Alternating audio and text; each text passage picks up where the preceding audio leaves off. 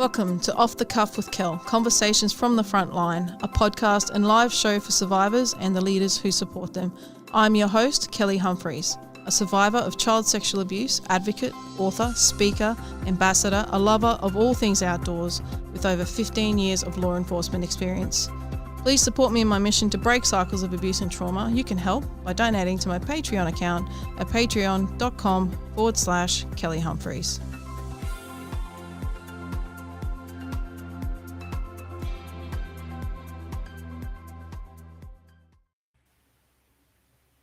Good evening, guys, and welcome to Off the Cuff with Kel, episode number 4.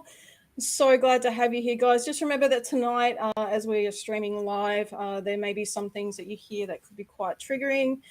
We are having a very in-depth conversation tonight, so if you need any assistance, there's some numbers on my website, and you can head there for some support options. So thank you for joining us. I have an amazing guest tonight. I have the wonderful Dr Cher McGillivray.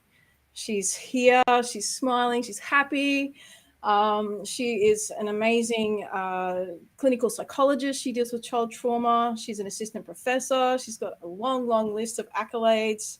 And very exciting, guys, she is also the CEO of Eagles Edge Training and Consulting with her business partner, Kelly Humphries. Guys, we have started a company. It's so exciting. Sure, welcome. Thank you for jumping on tonight. My pleasure. Mm-hmm. So we're going to be talking about some pretty big stuff tonight, but you know, I know that you deal with some of the most vulnerable children and families in your work, and with my lived experience, I couldn't think of anyone better to talk about this topic than you.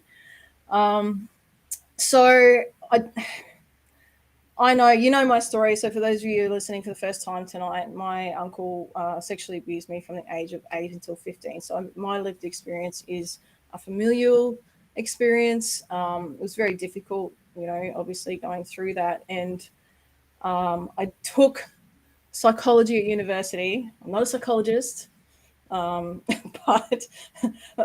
I don't think you take psychology to you know, help yourself. Sometimes it's about helping other people. But I found I probably learned more about myself in that process. But the whole inner child thing was like, what? I was like, what is this concept? And it was kind of very cliche for me. And I thought, well, that doesn't apply to me, so I'm just not even going to bother with that.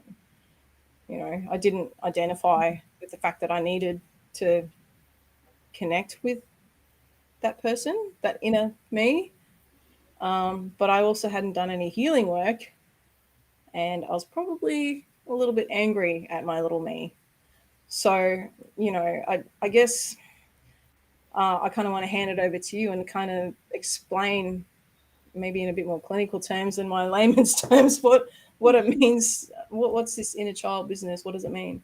Yeah, I like your terms. And I think it's probably how it becomes the little me, because we're so angry at it that it just gets smaller and smaller, which I think is what we're talking about tonight is that demise. I was looking it up, like the original definition in the Oxford Dictionary of an inner child, and it means it's your supposed, like your true original self. So it's like those childlike hidden parts of your personality, you know, that we're often quite playful, spontaneous, creative, but I think it's definitely accompanied by anger, hurt, fear, attributable to our childhood experiences. And it's sort of somewhere along the way, when who you were before you had that traumatic experience, that maybe makes you believe that I'm not enough, that I am angry at myself. You know, maybe there is some danger in being who I am, that prohibit me yet from being my full self. And what we do when we sort of, and trauma, remember, is not necessarily just what happened to us, it's what's happening inside us. And I suppose the more you blame yourself and the more that shame that you're putting on yourself, you're distancing yourself from that child self or those painful emotions that help us survive. So it's not a bad thing, because it's actually helped you get here, Kel, and all our listeners, you know, and I think that's probably one of the biggest parts I sort of wanted to share tonight. It's your body has literally, and this inner child has helped you survive. But suppressing it and continuing to disown her is actually what's going to cause you more psychological distress in the long run, which we can talk about. I wonder what was wrong with me. I think it's hard because as survivors, there's a lot of anger and frustration and all this sort of stuff, and I think you hit on a really key point, because we're so hard on that the young person who we are, and I think there's a lot to be said about parenting our inner child, right? And that's a conversation that we could have like many podcasts alone. And I just know that going through those experiences, I was so hard on myself because I thought, oh, you should know better. You should be able to do this, and you should be able to do that. And I was like, I just wanted more out of myself. And upon reflection, obviously, I know a lot better now. And it was just like, well, hang on, you're a child. Yeah. And you're supposed to think like a child. You don't have to think like an adult. No, and I think, like I was just going to say, Kel, like with yours and probably with most, because we know most of you, it's familial, so it's relational trauma. It's different from going through a tsunami or having a vehicle accident because of that power and control. So a parent-child, and a child's greater need is to survive and attach to parent perpetrator, which is usually a loved or someone that you know. So you're actually going to suppress all of your needs to attach to survive. So that same source of connection is actually your feared person. So you're connecting and fearful of the same person. So the only way that you can continue to have a relationship with them is to actually hate yourself, because you can't hate them. Like you can't fight generally with them. So the only way you can continue that relationship is to put all that blame, shift that locus of control onto yourself, which results in the demise of your inner child. Yeah, right. I can get really emotional here, but like it's no, but I guess like we just expect so much of ourselves when we're going through these experiences, and from the lived experience. This is why this is a great conversation, because I've got the brain of somebody who's been through the experience, but obviously now done the healing and the work and having these conversations, and then your clinical experience. We can sort of look at the whole spectrum, and I think it's really important because we don't understand what's going on with these really complex relationships when we're dealing with this child trauma. Like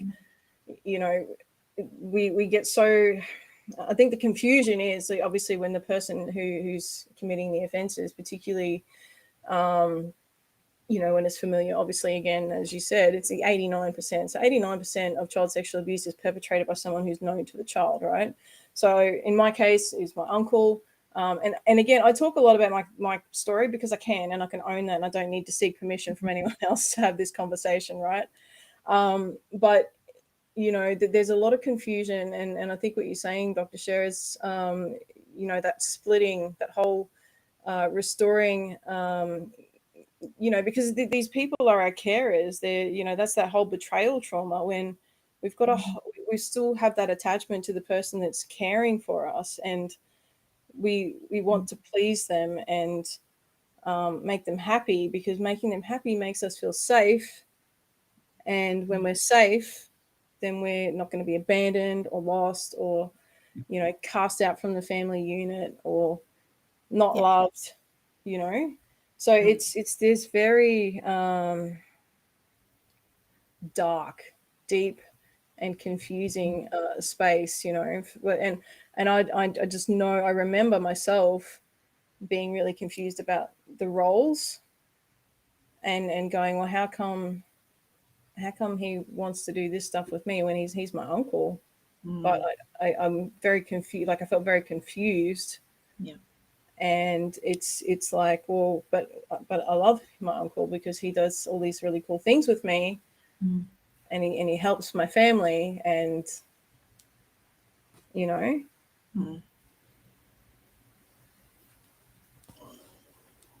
so it's that whole. No, you're right. No, you guys. So it's the whole. It's attachment. Like, you're trying to, like, you please that person and stay safe at the same time, because you're like, well, I don't want to be left out to dry. And you know that as a child. Like, you're not stupid. You're not stupid. You know that you've got to stay safe. And I think a lot of people beat themselves up because they're like, well, I should have known better. Well, no, you shouldn't. You're a child. And you're put in an impossible situation, an absolutely impossible situation to make a choice. You know, we're in a survival brain trying to make adult decisions from a child's body, and you just can't. No, absolutely. And that's where that grieving comes in too, right? Yep, absolutely.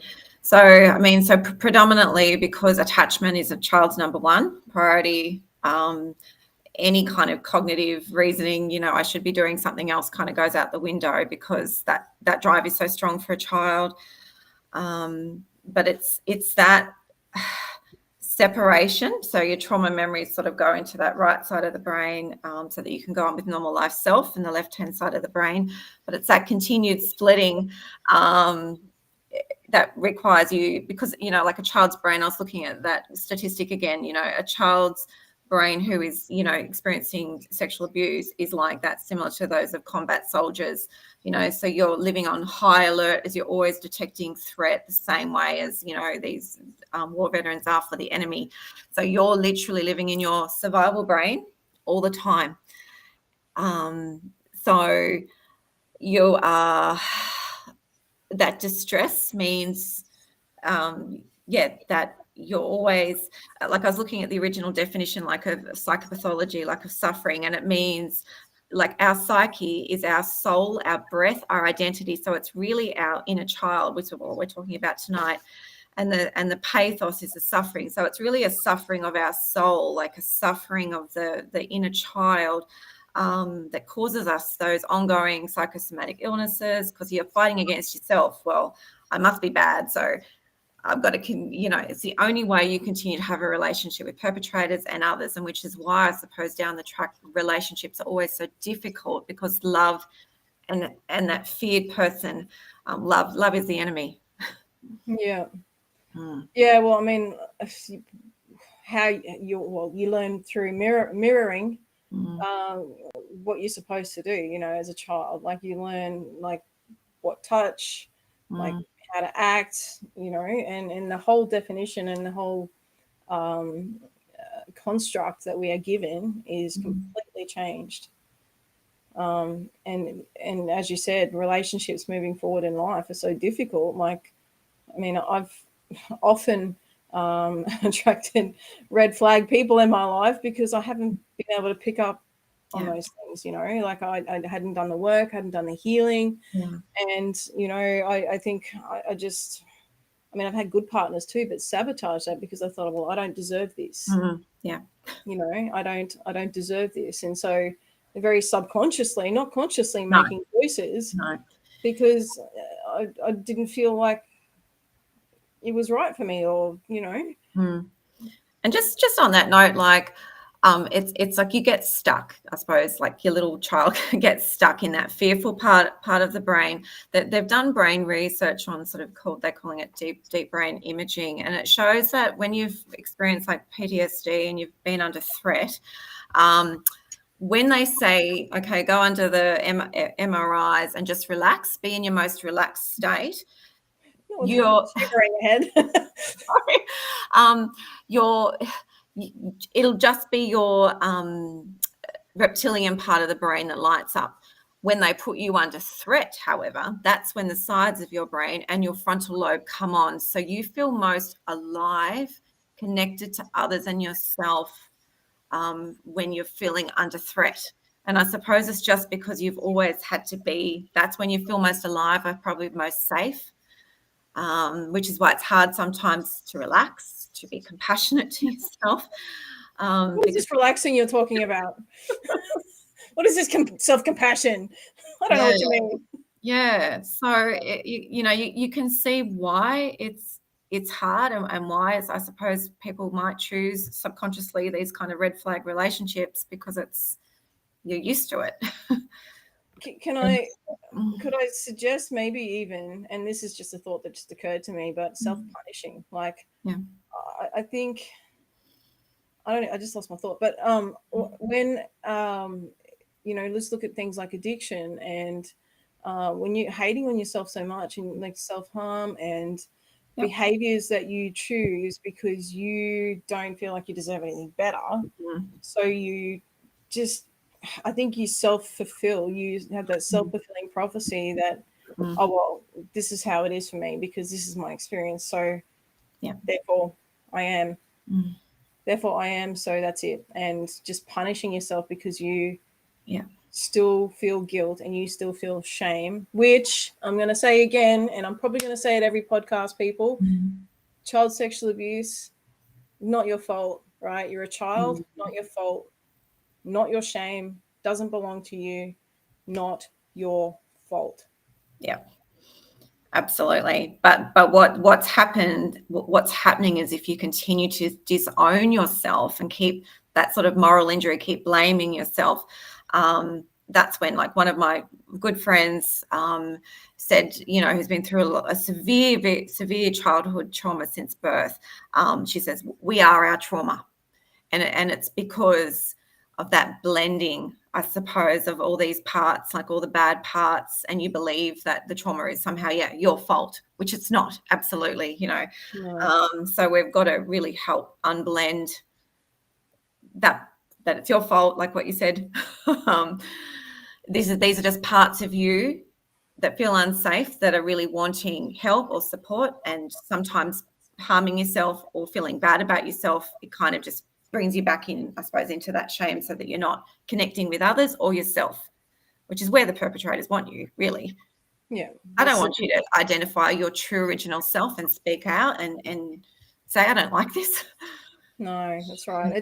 It's the perfect solution for predators to continue their work, isn't it? It's the silencing and they prey on that. Honestly, like they find the vulnerabilities in children, and that's how they continue to offend. That's how I see it. Yeah.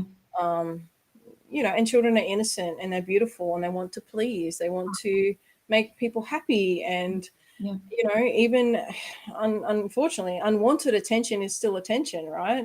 So you're looking at that whole Pavlovian theory. If you want to go into the psychology, like it's not necessarily nice attention, but it's reinforced through the grooming behaviors and that sort of stuff. And so you continue to do what you don't necessarily want to do, but you feel like you should do and you must do to survive. So these predators is what they do. It's how they are, and it's how they continue their work. So if we want to break the cycles of abuse, that's where we have to start to do a little bit of work. And sometimes it sounds a bit weird and icky, like, oh, I got to do inner child work. I mean, that's how I was, right? Before I did some work and I realized, well, actually, I don't know how to have joy anymore. I struggle to have fun. My fun is short-lived. I'm very serious at times. I crack some jokes here and there, but my bad dad jokes aren't always great. But it's very difficult to find joy when you've had a lived experience of child sexual abuse or child neglect, emotional neglect, even domestic violence. Perpetrators use very similar tactics from child sexual abuse as they do in domestic violence relationships. So they prey on that vulnerability, that beautiful innocent part, to continue to offend and take advantage. And it's about power and control. It really is. And I think the other thing I wanted to raise when we had this conversation was grief and loss. And people are like, well, what do you mean grief and loss? Grief and loss of the inner child. Well, that sounds really cliche. What the hell are you talking about, Kelly Humphries? Well, when I look at my nieces and nephews, and they're so beautiful. They're so beautiful, and they're so happy, and they play and laugh. And I mean, I played and laughed as a kid. I had moments of joy, and did amazing things as a family. So I remember when we did have those moments, I held on to them. And I cherished them. I cherished things like family photographs on the walls, and we didn't have a lot growing up because we were always building our house. But things like, putting up family photos and Christmases and valuing that one-on-one time with the family. I just remember holding on to those moments like more than other kids would say hold on to them, because I was always so scared, I think, of losing my family. Yeah. They're the things that I remember. But growing up and coming out of that, then having to speak about it, and now being an adult survivor looking back, I'm still dealing with I've done a lot of work, but I just know from my adult self, joy is hard to find. Getting in touch with that inner part of that innocent fun part, and you're like, I'm not doing that, I'm not dancing, I'm not having fun, and I honestly, when I say grieving the inner child, I grieve the loss of things like first times, right? And the things that, like, well, it shouldn't have been like that. And I talk about this in my second book, which I'm getting there, Kim, if you're listening, I'm getting there. But things like the first kiss, right? And things like, well, the first boyfriend thing, well, was he my boyfriend? A journalist asked me that question not so long ago, and it really threw me, because I'm like, dude, you're the first person to ask me this question. And it's such a confusing time. And I thought, I got really sad, because where's that first sweaty, scary, high school, awkward first kiss? And so, it's like, and I laugh about it because, most first kisses aren't that good anyway, right? Yeah. But I'm like, my memory of a first kiss was something that is so triggering and so awful that I just, I grieve that innocence. I mean, what would it have been? And I grieve the what ifs and the maybes. Well, what if this didn't happen? What would my childhood have been like, right? So I just try not to ask those questions. But what that does is it separates me, like you were saying earlier, Shay, it separates me from myself. And and I suppose it's like, if you have those questions about your first kiss and dancing and all those, things that you missed out on, like, what would you tell somebody else, who was saying that? I find it hard to, do fun things and I don't know, just because I suppose it takes risk, doesn't it? Because I suppose when you're doing those fun things, you've got to come out of your survival brain. You've got to feel unsafe. You've got to feel connected with somebody else or yourself to be able to do that. But that's ultimately what it's going to take to, I suppose, take those inner parts, those childhood memories or parts that you've unconsciously kind of put aside or suppressed or thought they're too yucky. I'm not going to share. I'm not going to talk about them until we make them conscious and kind of integrate them, accept them, and be able to tolerate them. Even when you get, your trauma triggers, it's that integration of yourself as one wholehearted person, the good and the bad, all of it, that you can actually feel safe enough, I think, to come out and to not be under that threat brain. But it takes going into the pain first. It doesn't mean you've got to go through every single traumatic memory, but it's acknowledging it's part of you, all of those child parts. I just want to acknowledge too, for people who have been through absolutely severe chronic trauma since they were in the womb, do develop child selves, like many parts of many inside people that actually help them survive the chaos and the trauma, because they come up with creative ideas and ways that they're going to cope when one person can't cope with everything. So I think you've got to give credit to this inner child concept, because they're actually quite smart. Yeah. So you're talking about those who have dissociative identity disorder. Yes. Yeah. So they have, like, if anyone listening, that like multiple personalities that develop that help the person experiencing trauma to survive, and it's actually quite common, more than you would think. But when we love to label trauma coping as mental health disorders when and maybe Sharon and I will actually conflict on this idea. I don't know, but no. I honestly believe most mental health disorders, when I say disorder, mental health issues, whatever you want to say, they're labels for traumatic coping responses. Your body actually doing what it's meant to do to help you survive. Yeah.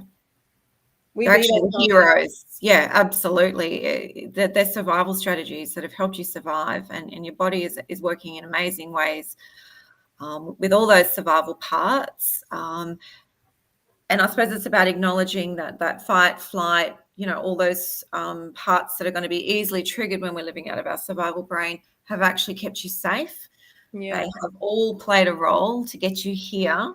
But moving forward, when you are in a safe place, how can I maybe better address when I'm triggered by someone or a smell or a rough tone, rather than just escaping or going to the bar or because we need other survival strategies now, like basically sitting with discomfort, emotional regulation, being flexible with uncomfortable emotions, talking to each other. I've had this awful feeling and this brought up this terrible memory, but talk to me about it. Don't suppress it so that you can live with it and go, you know what? Yeah. I'm going to go and have a face mask or do something nice for myself, and you're able to do something more calming, compassionate, creative, confident, to sit with those trauma triggers rather than just suppress them, because we know suppression is what leads to the build up and the staying in the survival brain. Yeah. I guess when you're saying that, I automatically go, because I'm pretty good. I mean, I don't get triggered that much anymore, which is actually really, wow, I guess, a testament to some of the work that I do and continuing to stand up and talk all the time. Yeah. Maybe I just like exposure therapy, like you're because you're continually and you're owning it, you're talking about it, you're not hiding that inner child anymore. No, but I feel like sometimes, and Mm. this, I guess, it kind of would relate to a lot of people who haven't done a lot of healing work, Mm. is that when you're getting those triggers, I feel like it takes you straight back to being that child. Like, I know we're adults and, we make adult decisions, but I think in those moments, we get really angry at ourselves because of how we're feeling or the decisions we're making at that time. We're like, oh my God, here's me having a panic attack again. Oh my God, why the hell do you do this? Like, I hate you, blah, blah, blah. And you go back into this, like, this childlike state, and then you get angry at yourself for doing that. But that's what your brain, your trauma pathways, I guess. It's like, I think I've used a metaphor in my book and I like it. It's like creek beds, right? So you can make as many new creek beds as you want, but when there's a flood, water is always going to flow in the way that it knows how to flow, regardless of how many new creek beds that you make, right? So when you're making new habits and you're going and you're trying to conquer these triggers and to step up and rise above them, and as you're saying, Dr. Cher, to embrace all of that, so you have actually got strategies and the power and control to go, okay, this is not going to disable me, like make me dysfunctional, and I'm okay. There's nothing wrong with me. My body's doing what it's meant to do. Thank you, body. And not go back into that childlike state and recognize that when there's a flood, it doesn't last very long. It's like a flash flood, right? Maybe. And then you can go back into your new creek and your new pathways, and you can manage it, right? Because the creek beds don't go away. Old neurological pathways don't just die. No. But the brain is neuroplastic, like you said, and we can create new neural pathways of how we cope with triggers and, thoughts. When that thought pops up in your head, I'm bad, I'm terrible, I can't believe it, noticing it, externalizing. I'm noticing I'm having that thought again, but don't mesh yourself with it and go, I am bad. Yeah. You can spiral so quickly, like once you start that thought process. Yeah. And it can totally derail you. So I guess that's probably a good place. Like, how do you start to bring little me, big me, into a place of integration where, I can't remember his name. Is it Dan Siegel? Yeah. The theory of chaos and rigidity. So that's basically we either live our lives in chaos because that's what we know, or we stay the same and we don't move. And you can't. You're either one or the other, but you're not. The aim is to try and be integrated so that you can be all those things and still be integrated, as in, you know, have a normal life and function, even though you're more hypervigilant than maybe most people. More aware, more alert, like watching every exit. I still do that no matter what. Maybe that's the cop in me. I don't know. Yeah.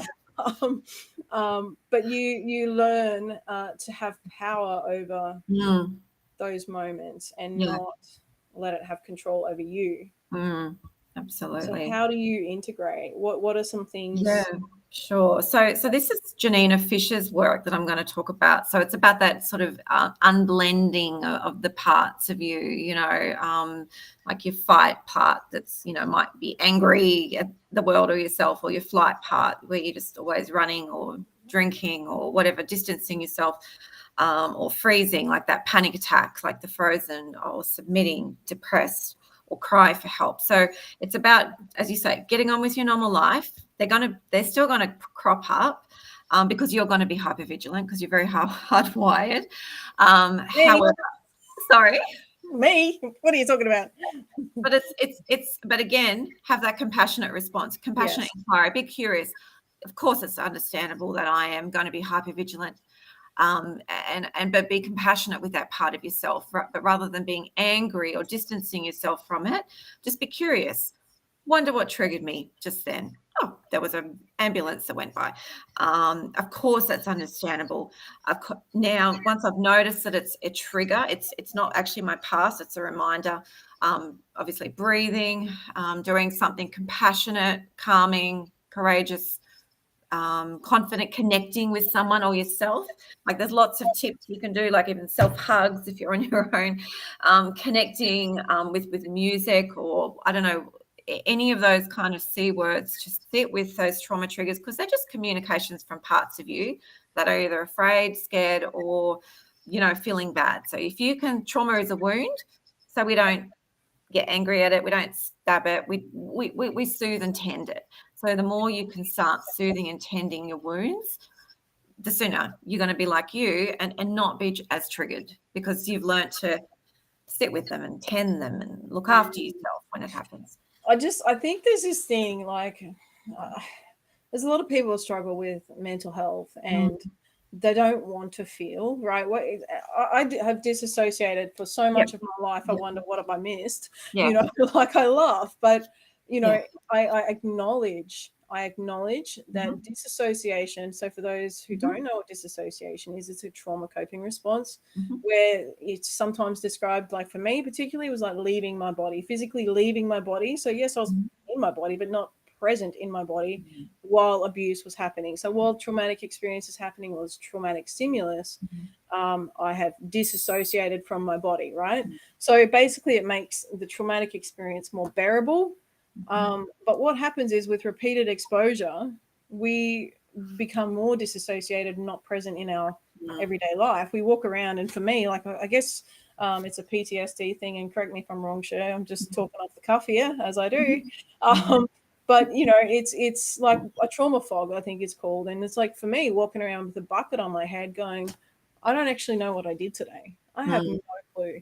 And so when we're constantly in this hypervigilant state, not actually fully present in our life, we're not fully present with our decisions. It's hard to make decisions. It's hard to process day-to-day activities. It's hard to move forward. And so by becoming integrated and recognizing these triggers, and then people that shy away from their triggers and they go, I don't want to feel that. I don't want to do that. So I'm not going to go there. But I've said this before, and you've said it in a different way. I'm going to say it in a different way.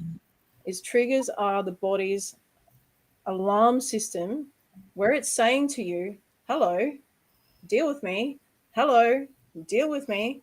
It's an invitation. I think your body's inviting you to respond. And that's how I have looked at it now. Like in the past, I've gone, oh, I don't think I can go there with that. But if it comes up, I go, right, deal with it.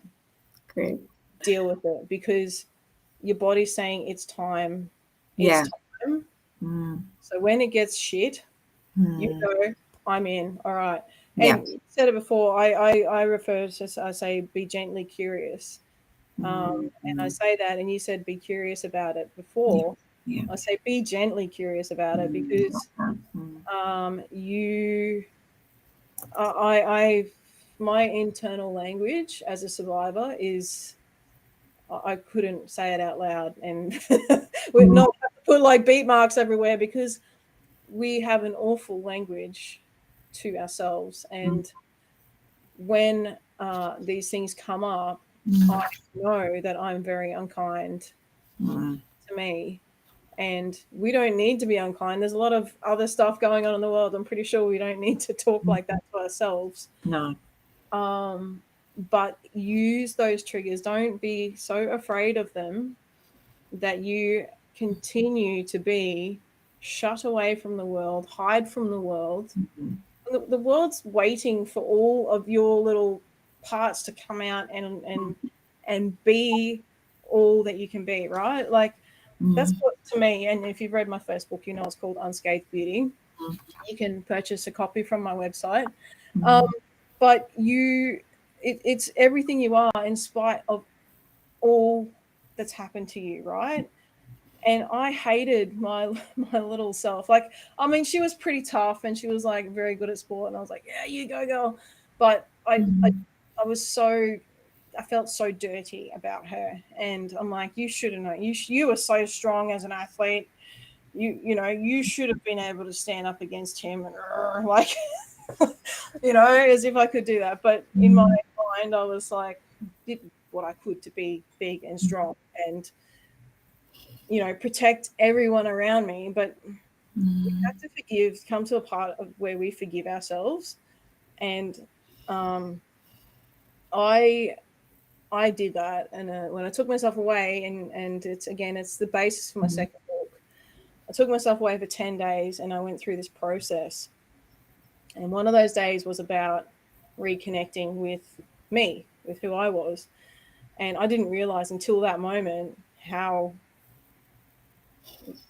much I didn't appreciate how strong I was. And I didn't think I was brave, and I didn't think I was strong. I didn't think I was courageous. And in fact, I thought I was a coward. I thought I was a coward. And it took taking the time, Yeah. and going, I'm not going to go there, but I have to go there if I want to be a speaker, an author, share on a stage, talk about this stuff. I've got to deal with this. And I pulled it, I ripped it to shreds. And I was like, do you know what? Mm. I was 8, and I stood up to a 6-foot strong, much older man, Mm. a big man. And if you're out there and you have a lived experience, I want you to just take a second, even if it's really tough and really hard for you, and Mm. just acknowledge that you were courageous, you were brave, you were strong. And, you know, if you have it in you to forgive yourself, if you're holding on to unforgiveness towards yourself, just know that you were a child, recognize that you're a child, and that you couldn't have done any better, and you did an amazing job. And I just want to point that out. No matter how big and strong you were, a child's not meant to make adult decisions as a child, right? So it took me going back and actually Mm. having a hard conversation with my little self, Mm. and I'm sure, Cher, with your clinical work, you've seen many versions of what I'm referring to. Yeah. I love that you did that for yourself. And I suppose it might take a lot of people a lot of courage to get to that point. And I suppose this is where it is helpful if you can uncover the truth about yourself and with someone that you do trust, you know, or a trauma-informed therapist, so that you know, because from what I've learned, and my biggest teachers are my clients, okay, not the textbooks. It's you guys. You know, from what I've learned is that, you know, if someone can come in and sit in front of me and I am not disturbed at all, and I can bear witness to your suffering with you and not crumble or fall apart or just be horrified, but I can actually sit with you in that and just show you that love and care and compassion, that my hope and prayer is that you will also be able to do that for yourself and do what you did when you took that time, you know. Yeah, it's hard, but I've always known I've had a greater purpose for what I do, and this podcast is one of the visions in action, which has taken many people to bring it together. And you know, guests like yourself, showing up and being present with me in these like difficult conversations, and the girls in the back end helping run the podcast. You know, it takes many of us doing the work to get the messages out there. So and you've done a lot of work, you know, and you're at that stage, you know, where you're focusing on the person that, you know, you want to be and that little girl wants to be, well, always wanted to be, like, and you're given that to her now, you know, not rather than always being the person that you got to fix, you know. But we do have to go to that first, I think, to that person who we need to fix. And we don't need to fix, but we need to listen. Just listen to her. Listen to your child's heart. What do they need? How can you meet their needs? You know, every little broken part of you is important. It does not need to be hidden anymore. Nothing is wasted that you have been through or experienced, even all the worst possible bits. I love always looking back at the original Hebrew Greek words of meanings, but to rebuild, okay, it means to do a new thing in Hebrew, which means chadash. So it's fresh and new. But when you look at the original meaning, it means to rebuild, repair, and renew. So everything you have been through is useful. Okay, so it's about embracing all of you, all of those parts, to become your whole self, to live wholeheartedly again. Yeah, and I love that, because I think we the parts we don't want to see, we're like, oh, I hate that I do that, or I hate that I do this, and you're like, I'm not telling anyone about that. And you know, it's just one of those things you just think, oh my goodness, you know, like, and you just hide from the world, but those parts are really beautiful, and you know, they're important. And I mean, I don't want to say I want to thank him for my trauma, because I don't. No. But I'm choosing to use my story for something much greater. But I can tell you right now, it is very difficult to do this and continue to show up and have these deep conversations. Because I like, sure, you learn something from your clients all the time. I'm learning something about myself when I have these conversations every time. You know, and they're important and they matter. And they matter for everyone who's listening. So if you're out there and you're listening, and I really appreciate your support and being here and actually be willing to dive into this dark conversation. But we hope we're trying to keep it light. But you know, it is a difficult conversation to have. But I'm just wondering, Dr. Cher, do I share this poem? Yes. Do I share this poem that I wrote? I'm sure everybody would say yes, if you're willing to share, because this is part of, you know, and compassionate letter writing or writing poems or music, or this is really important, because it has the opportunity to transform that pain and shame into something different, something beautiful that you're creating. And I think on the grief cycle, when you look at, you know, depression, anger, despair, you know, bargaining with God, coming to acceptance, there's a part missing at the end that needs to be creativity, because I think you have to take back control of your life and your personal strength to create what you want. Like, what good are you going to do with this, Kel? And so you've written this poem, so let's hear it. I did. I bargained with God a lot. I was like, if I speak up, you need to, like, you know, I'm like, you do this for me, I'll do this. All right. So when I took myself away, part of us was like, all right, well, what would I tell my inner child? What would I tell Kel? What would I say? So it doesn't really have a title. It's what would I call my inner child? All right. So here we go. So it says, you are such a pretty little girl, happy and healthy with beautiful little curls, smiling and singing as happy as can be. You are a little princess and you are still part of me. Your eyes are bright and happy. Your heart is full of love for all to see. You look up in amazement as you point to the clouds above. Every new experience is given all of your attention and love. You are cheerful, compassionate, and caring, yet you are wild and free and uncaring. You are innocent, vulnerable, and the world is at your feet. You are determined. No such thing as defeat. You throw caution to the wind and get the job done. You are brave, bold, and strong. I know you get afraid sometimes. I know you get scared. That's fine. I know that when the darkness comes, you want to hide. You tried to make it work, looked for someone to confide. You took the world on your shoulders even though you were scared, to protect all for who loved, for all of who cared. You waged a war inside you that no child should ever fight.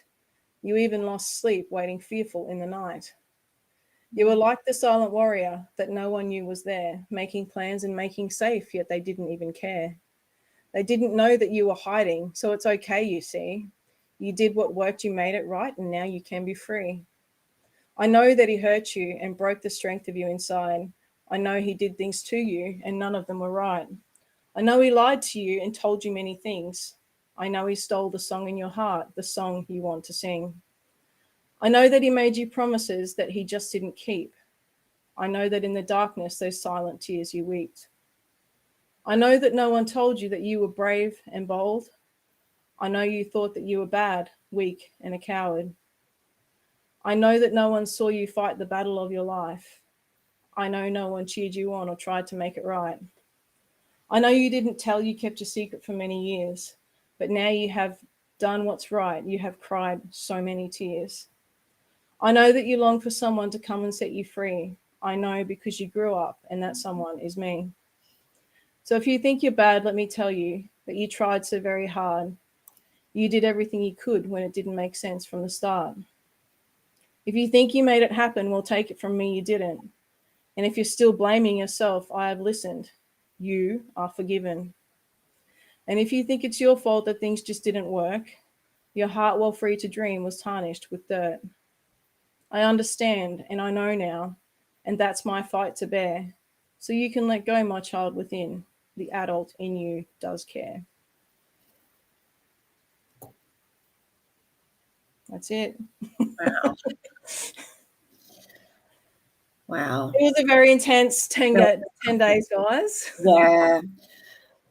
I'm sure yeah. But it's not just the words of my heart. I feel like when I wrote that, it's the word of every little girl and every little boy who's out there. And, I think you have to start with healing from a place of forgiving yourself and for all the things you thought you should have done, but you actually you could not do that, and we just have these over zealous expectations of what we should have done as children. Yeah. You have to forgive yourself because you're a child. Yeah. Wow, that was beautiful, Kel. Thank you for sharing. I just love that. I think that line you said, you're still part of me. And I think, I don't know if everyone can kind of keep that as, I suppose whenever you're triggered or feeling like bad, it's like, remember, you're still part of me. I love, how you said, you waged that war, but nobody saw, fight the battle of your life. Well, it's time for you to, I don't know. I found in my moral injury research that it's that sort of self-blame that wages the war by almost 50% of your PTSD symptoms. So if you can just stop that war against yourself, that's going to help. That's awesome. That's really important. So I guess if you're taking anything from that, and we can, is your research published for that? Yes, yeah, my PhD. It's pretty long and arduous, so I might try and, but I do have an article, a paper that I wrote actually. Yeah, so I can maybe give that to you to share if you like. So yeah, or we can just add it to the comments somewhere. But guys, like it's just, I know we're having a very deep and interesting conversation, but I hope there's been lots of healing in this for you. So there is a couple of questions from our live audience tonight, so we'll just jump into those. Probably for you, Dr. Cher, how do you know that you're healing? How do you start healing and keep healing and not stop?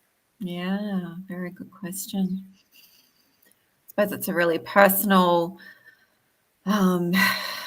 you would know, I suppose. I don't know, it's just something that came to mind. Even that song that you said, Kel, like that he took from you, not being able to sing, and I'm thinking like a way of knowing if you started healing is if you start singing again. Yeah. Even just dropping your jaw and just feeling that release in your body, to me, would be a sign that you're taking back your personal strength and doing these nice things for yourself.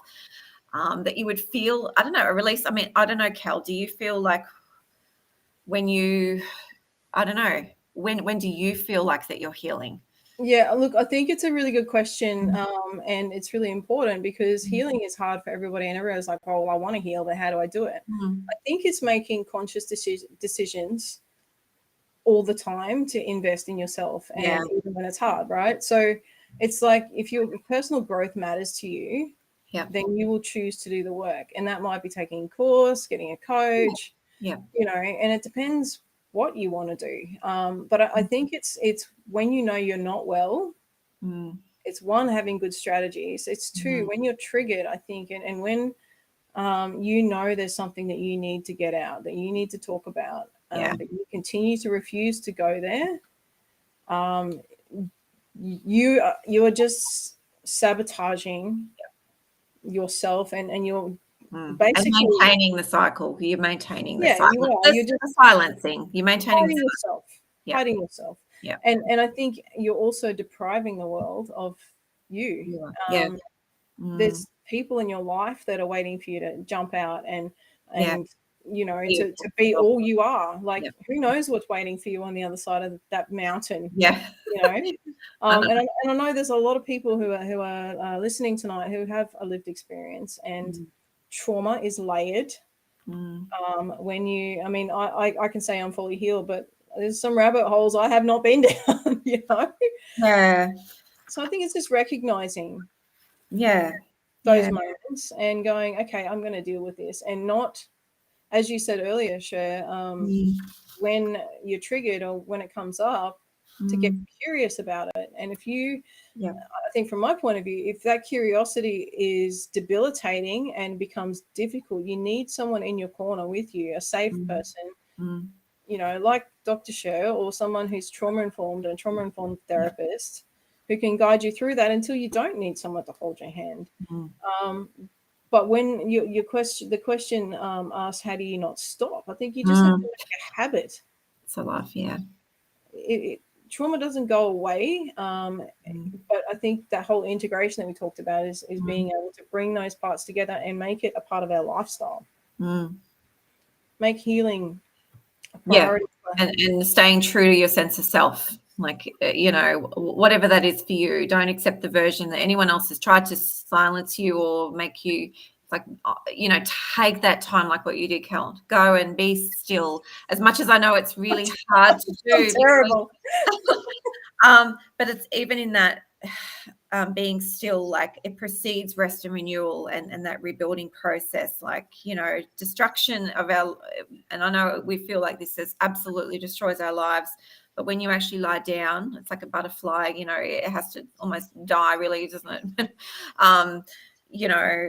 Even when a baby's tooth comes through, the gum kind of really breaks apart and dies for that tooth to come through. So yes, it's going to be painful, but it's part of your rebuild. But it has to also be that rest and renewal so that you can grow again and rebuild. So the second question on here is, what is the line between your inner child needing some healing and borderline personality disorder? Is BPD an extension of the unhealed inner child? I think that's a you question, Cher. It's a really interesting question, but again, I don't know, BPD, ADHD, complex PTSD, they're all very similar because of that attachment, because you weren't able to have that secure attachment. So again, love is the enemy. So you're always going to have those sort of difficulties in connection and relationships. So Um, what was the question? Is that an unhealed child self? Probably, because it's still, you're not connecting to yourself and others still. Yeah, I think from my understanding, and any schizoaffective disorders, so borderline personality, schizophrenia, multiple personality disorders, DID, those types of things are major extensions of disassociation, right? So that's like the furthest, and this is how I understand it in the non-Cher way. It's like extreme coping from PTSD. So absolutely.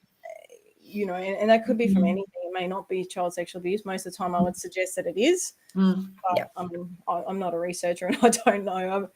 I like to make things up, but from what I've seen, that's my experience and my understanding. So, look, I think we've all got a bit of an unhealed child inside of us, to be honest. Absolutely. So, But rebuilding, again, treatment or the way we heal ourselves, again, connection to yourself and others, learning to co-regulate yourself, rebuilding that self-regulation through, I suppose, flexibly befriending with that beautiful, how did you call it? Compassionate curiosity. That's an even better word. Well done. So whenever you do have those relationship ruptures, rather than going off and blaming yourself, I'm a terrible person, sit with it a different way.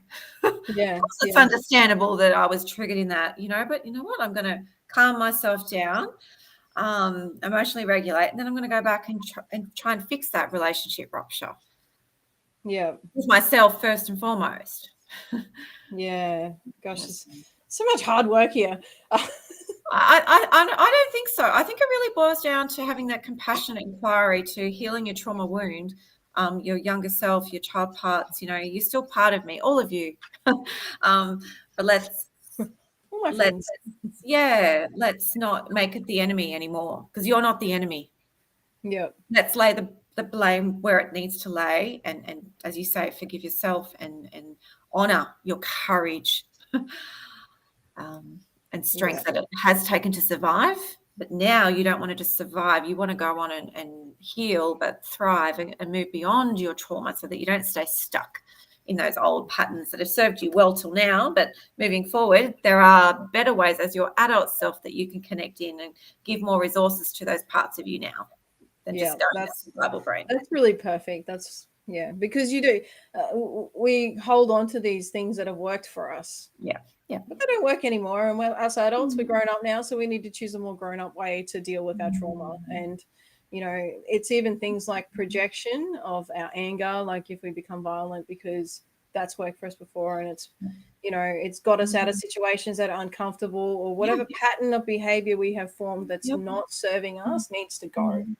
It needs to go. So, and that means doing the work. It means being uncomfortable.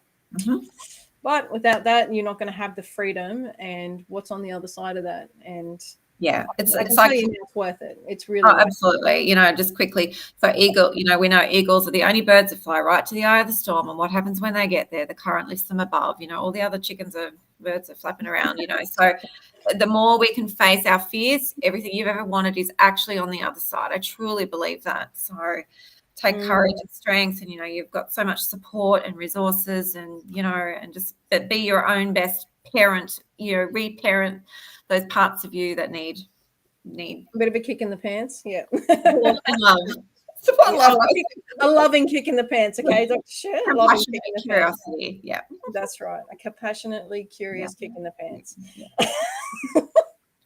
There's just one more question from Kim here. So many with lived experience in our trial, so basically of the survivors that we speak to, have mentioned obviously they hate themselves, but to remain attached to the familial abuser, but then eventually when in a position to hate the perpetrator. For those who maintain that position of an unchanged relationship attached with the perpetrator, what is your comment of what is going on there?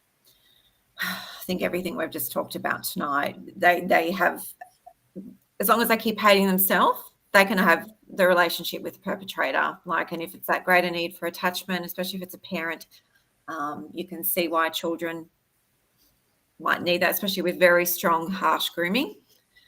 But as you say, we just hope that one day they do actually love themselves enough to be able to walk away from that and go, that's not a safe, good relationship for me. Yeah. Even if you are blood, you are hurting me, and I deserve to speak and have a voice and be safe, Yeah, and I think too, like a lot of parents will put their child back in a position where they still have contact with offenders.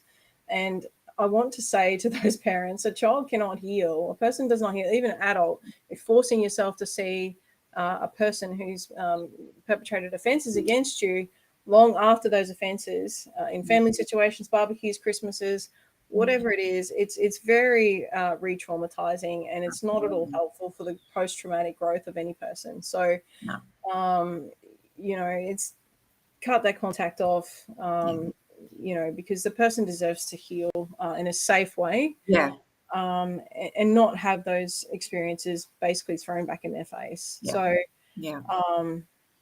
even though there's that attachment there, it's not a healthy attachment, it's a toxic attachment, and we don't need toxic attachments to heal. So, I know myself, and I have not seen my uncle since he was convicted, but I've seen his ex-partner, and that was enough to send me very spiraling almost. And I was working at the time as a police officer, and I saw this person walk into the shop where I was whilst I was working.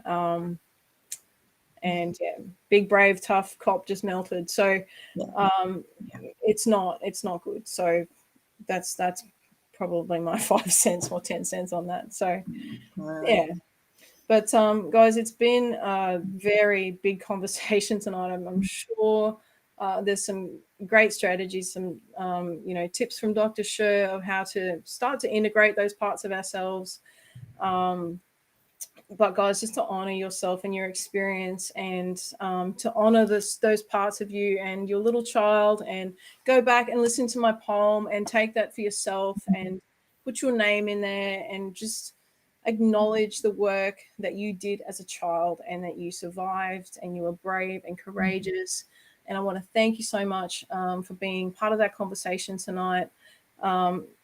Please follow along. Dr. Cher and I have got some big things coming. We have a training organization that we've established to help. We're doing some gap training. So just really quickly, it will be how we can help organizations, businesses, to have a trauma-informed education response framework, so that the work that they're doing is basically supporting survivors of trauma and abuse, so that they feel safe. And it's just to give strategies and awareness around that. I don't know if you want to add anything to that, Cher. No, that's no, that's awesome. No, just inspired by all of you, Kel, the work you do, and just giving people a voice to not have this pain and shame. It's time. It really is time for people to be whole and their full selves. And I think what we're talking about tonight is humbling yourself like a little child, and receiving yourself is the greatest gift you can really give yourself. Yeah. All right, guys. Well, thank you so much for joining us. If you do like the content that you're hearing, I would love your support. I have a Patreon account. You can go to www.kellyhumphries.com/Patreon. I would love your support. I need your support to help keep this going. So that would be fantastic. Thank you, guys. Again, thank you, Dr. Cher, for joining us. Thank you. And if I didn't get to your questions, guys, I will make sure that I address them. Perfect. All right. Take care. Thank you so much. Thank you. Bye.